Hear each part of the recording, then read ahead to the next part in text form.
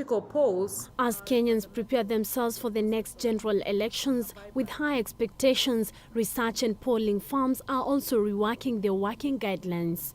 The polling firms have come up with a code of ethics that will be followed before and after the general elections. According to the code, polling firms will be required to harmonize the questions asked to the public as well as the sample on distribution. Opinion polls to date have influenced public debate.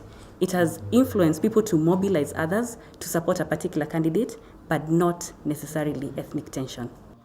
So one of our recommendations to the stakeholders, which includes the media, is actually to check whether the companies that are actually undertaking opinion polls, especially in this critical year, which is an electionary year, are adhering to the standards that have been laid out today.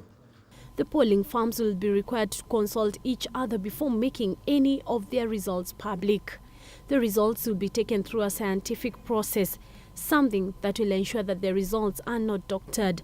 The final polls results will only be released a week before the polls. The firms are cautious of the many people who would like to influence the opinion polls, bearing in mind that most of their key stakeholders are the politicians.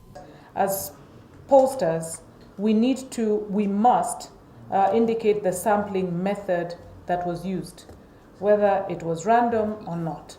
We need to stipulate the universe represented in the survey. Is it Kenyans?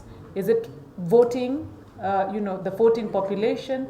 Is it adults 18 plus or 15 plus? What we are saying is that there are standards that can allow anybody who wants to consume those polls to be certain of their credibility.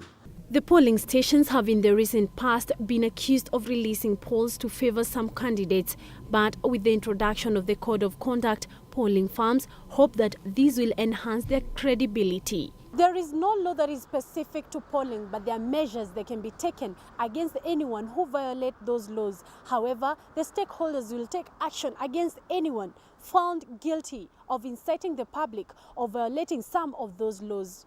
Reporting for K24 News, I'm Emily Kimani in Nairobi.